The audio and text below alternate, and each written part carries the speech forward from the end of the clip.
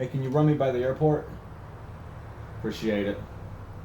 How's it going, y'all? So, we've hit a little bit of luck this week. Monday night game, we hit most of our picks. On Wednesday, if you put money on the Steelers defense scoring that first touchdown, you're probably planning yourself a trip like I'm about to go on. So, before I hop on my plane, I've got a couple of Week 13 plays that I want to read off for you guys. First, we got the Colts taking on the Texans. I like the Colts to be ahead by 1 point or more at the end of the first quarter. The thing about this is I'm not sure if Vegas is aware of the team that Houston's going to bring out this week. The Texans play not significantly, they play a little bit worse when Will Fuller's not on the field. You can see it in Deshaun Watson's stats. They just don't put up the same points that they usually do. So I also like the Colts money line at minus 190. But yeah, at plus 110, the Colts to be ahead at the end of the first quarter. Definitely thinking that's a possibility. Next up, Bengals taking on the Dolphins right here. I think the Bengals second half, they're going to score under 8.5 points. Ever since Joe Burrow's been gone, Cincinnati's not been able to score 9 or more points in the second half. And then along with that, the Dolphins defense, they've been a little stingy this year. And so, especially in the second half, their last couple of games, they've not been allowing those kind of points right there. So that's definitely a play that's jumping out at me at minus 125. Next up, I'm looking at the Broncos and Chiefs. I already talked about this game, but you know something, these spreads have really been scaring people lately. And just when you think the Chiefs are going to smash the Broncos at minus 14, Broncos are going to find a way to make it a 13-point game or something like that. But the last 3 times that the Broncos have played the Chiefs have won by 20 or more points. So this is a part where I'm going to buy the points. I think Kansas City's going to smash Denver again. Also, Denver, second half, under 9.5 points right here. Denver's one of the worst teams in the league when it comes to second half points right here. So definitely a possibility I'm seeing, even though it could be a shootout. Maybe Denver finds a way to score a bunch this game, but I just personally don't think so this week. Next up, Jags and Vikings. I like the Vikings second half to score over 14.5 points. Minnesota right now is one of the better second half offenses in the league right now, averaging, I want to say around like 16 points a game in the second half right here. And they're playing against the Jags. Jacksonville, I want to say they're in the bottom 3 in the league when it comes to allowing second half points to teams right here, especially on the road. So this is where 2 and 2 kind of come together, and I just see a second half just outburst right here from Minnesota. And then another play I like from that game is the highest scoring half to be the second half. And that's just a big play I like right there at minus 115. Next I'm looking at Browns and the Titans. Now there's nothing on my book about this game yet. That's still to come out.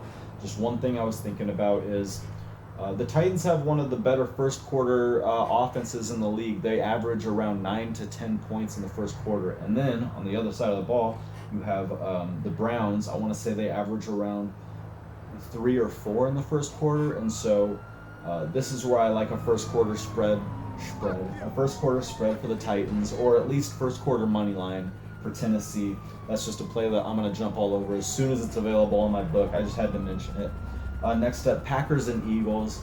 I definitely like the Packers first half to be ahead by 5 or more points right here. The Packers are one of the better first half offenses in the league. And then you got the Eagles, who are one of the worst first half offenses in the league. And, just putting one at the top, one at the bottom, I think the guys that are at the top are going to outscore them. I don't think that's a lot to ask for, at halftime for the Packers to be ahead by 5 or more points. What's his name? Aaron Rodgers has a decent history against Philadelphia. He's thrown for over 300 yards for multiple games against them. So, while I don't have that prop bet available on my book, if you get Aaron Rodgers' line around like 286 yards or something, I would go the over on that. I think he's still going to throw for over 300 and a pair of touchdowns, or maybe even more than that. But those are just my predictions for those games. The next 2 games I'm looking at, there's no numbers on these yet. These are things that I'm seeing right here, and I only got a couple of minutes before I get to the airport. So Falcons and Saints. The last 4 times that Matt Ryan has played New Orleans, he's thrown 6 interceptions against them. So if you have a line available for over 0.5 interceptions for Matt Ryan, smash it. Jump all over the over. I definitely think a minimum of one is possible in this game right here.